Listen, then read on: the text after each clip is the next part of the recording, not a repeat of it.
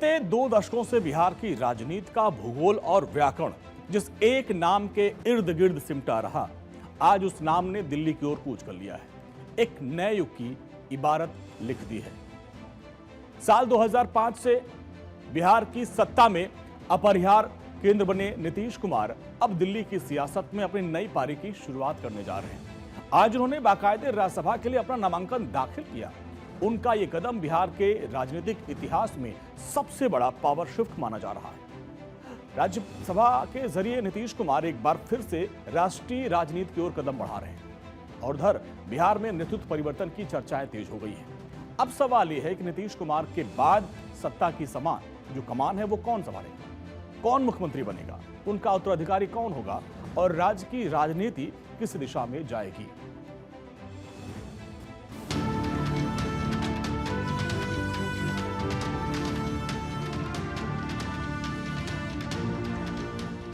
ये लोग जो थे पहले तो कोई काम किया है, और जब हम लोगों की सरकार आई है 2005 में तो एक एक चीज देख लिया, हर चीज को जानते हैं।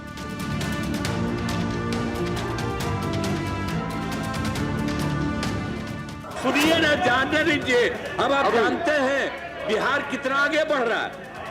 आप जब रहते थे किसी को जाने का था, शाम के बाद घर से कोई निकलता था घर से।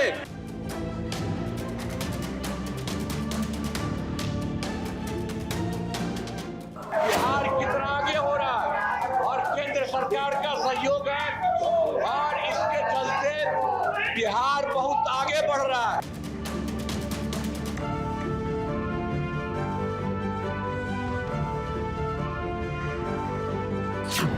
नीतीश चले दिल्ली द्वार, बड़े भाई के तौर पर बीजेपी तैयार।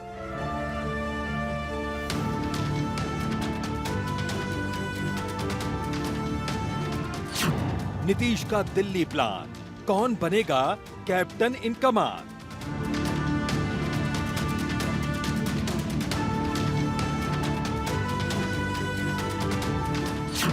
नीतीश जाएंगे दिल्ली, बेटा निशांत बनेंगे डिप्टी।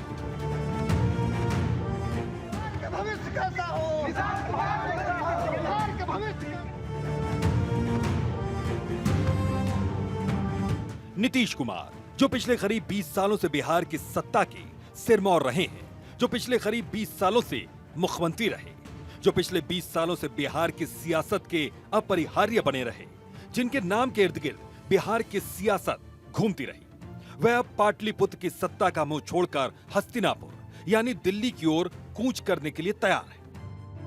24 नवंबर 2005 को हम लोग की सरकार बनी थी और तब से राज्य में कानून का राज और हम लगातार 20 वर्षों से विकास के काम में लगे हुए हैं।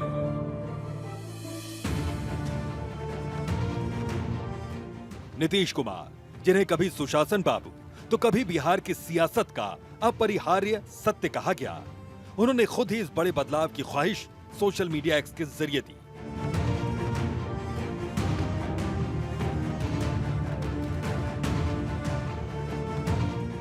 उन्होंने पोस्ट किया कि पिछले 2 दशक से भी अधिक समय से आपने अपना विश्वास और समर्थन मेरे साथ लगातार बनाए रखा है और उसी के दम पर हमने बिहार की और आप सब लोगों की पूरी निष्ठा से सेवा की। आपके विश्वास और समर्थन की ही ताकत थी कि बिहार आज विकास और सम्मान का नया आयाम प्रस्तुत कर रहा है। इसके लिए पूर्व में भी मैंने आपके प्रति कई बार आभार व्यक्त किया है। संसदीय जीवन शुरू करने के समय से ही मेरे मन में एक इच्छा थी कि मैं बिहार विधानमंडल के दोनों सदनों के साथ संसद के भी दोनों सदनों का सदस्य बनूं। इसी क्रम में इस बार हो रहे चुनाव में राज्यसभा का सदस्य बनना चाह रहा हूं।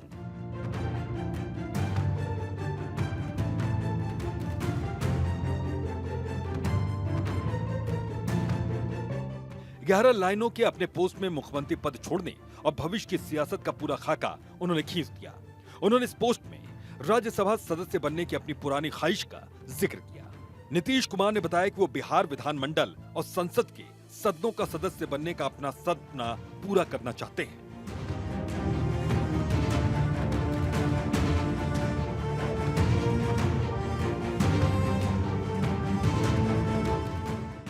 नीतीश कुमार ने जो पोस्ट किया, उस पोस्ट के जरिए कुछ संदेश साफ तौर पर दिखाई दे रहा है। 11 लाइनों के पोस्ट में मैसेज क्या है, ये भी समझिए। 2 दशकों सेवा का मौका देने के लिए सूबे की जनता का आभार। बिहार विधानमंडल और संसद के दोनों सदनों के सदस्य बनने की इच्छा काफी दिनों से थी। नीतीश ने सांसद बनने की अपनी ख्वाहिश को पूरा करने के लिए सीएम की कुर्सी छोड़ी है। नीतीश कुमार बिहार की जनता के साथ रिश्ता जारी रखेंगे। सूबे को विकसित बनाने के लिए नीतीश कुमार अपने संकल्प पर काम करते रहेंगे। बिहार में बनने वाली नई सरकार को नीतीश कुमार का पूरा मार्गदर्शन मिलता रहेगा।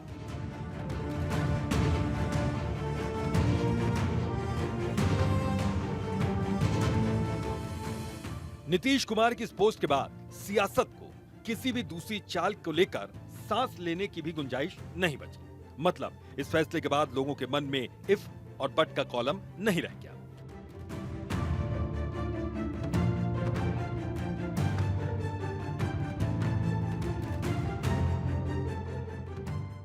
साफ हो गया कि बिहार में नीतीश युग अब इतिहास बनने की तरफ है, क्योंकि नीतीश कुमार ने सुबह 10:54 पर पोस्ट किया और इसके कुछ ही देर बाद बीजेपी के चाणक्य और केंद्रीय मंत्री अमित शाह के साथ नॉमिनेशन करने के लिए भी पहुंच गए।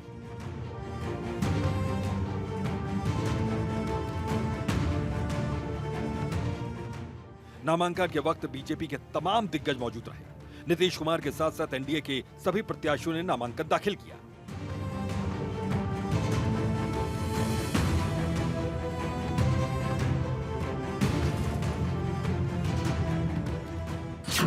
एनडीए की तरफ से जेडीयू अध्यक्ष नीतीश कुमार, बीजेपी अध्यक्ष नितिन नवीन, जेडीयू के रामनाथ ठाकुर, बीजेपी के शिवेश कुमार, आरएलएम अध्यक्ष उपेंद्र कुशवाहा।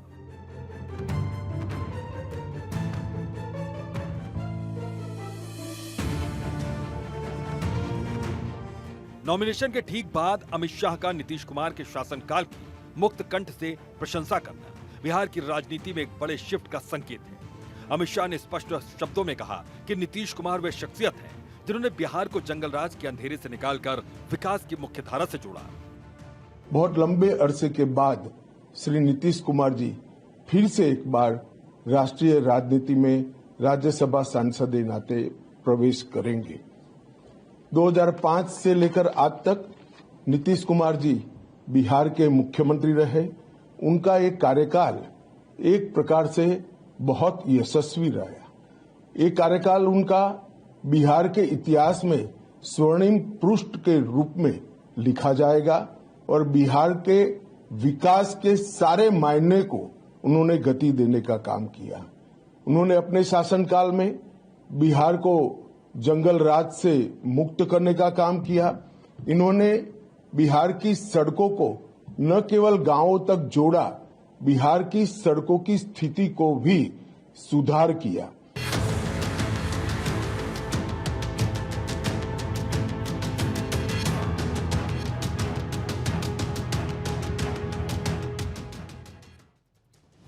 नीतीश कुमार के नामांकन करने पर जहां बीजेपी के नेताओं ने खुशी जाहिर की, वहीं आरजेडी ने तंज कसा है।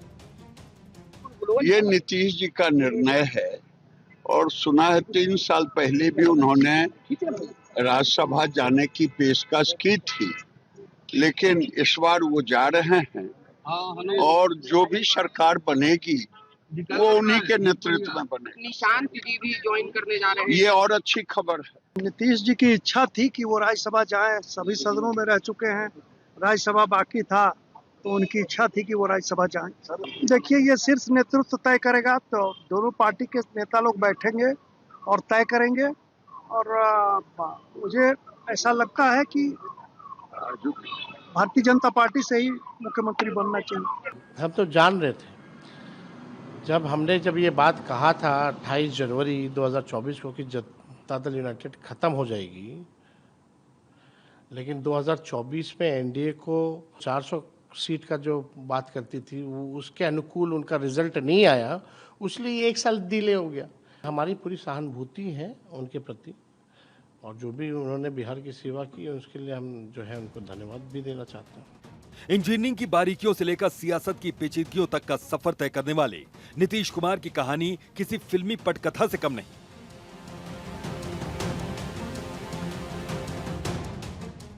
एक साधारण परिवार, स्वतंत्रता सेनानी की विरासत और तकनीकी शिक्षा का अनुशासन, इन तीनों ने मिलकर बिहार की राजनीति का वह इंजीनियर तैयार किया जिसने 2 दशकों तक सत्ता का नक्शा अपने हाथ में रखा।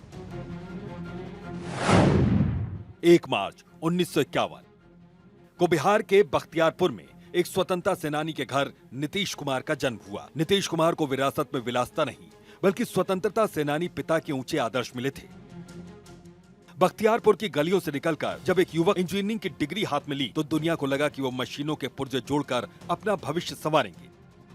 लेकिन नियति ने उस युवा नीतीश के लिए कुछ और ही तय कर रखा था। उनका दिमाग भले ही सर्किट और नक्शों की पढ़ाई कर रहा था, पर दिल बिहार की बदलती राजनीतिक हवाओं की धड़कनें सुन रहा था। पटना में बिहार कॉलेज ऑफ इंजीनियरिंग से इंजीनियरिंग की पढ़ाई, ट्रेनी इंजीनियर के तौर पर रांची में बिजली विभाग में नौकरी की। नौकरी में मन नहीं रमा तो त्यागपत्र देकर पटना लौट आए। जेपी आंदोलन के दौरान जेपी ने नीतीश कुमार को संचालन समिति में जगह दी। 1975 में इमरजेंसी के दौरान नीतीश कुमार गांव-गांव छिपकर काम करते रहे। 10 जून 1976 को उन्हें भोजपुर जिले के दुबौली गांव से गिरफ्तार किया गया। इमरजेंसी के दौरान नीतीश कुमार 9 महीने तक आरा, बक्सर और भागलपुर की जेलों में रहे। 1985 में पहली बार विधानसभा चुनाव जीतकर वो विधायक बने।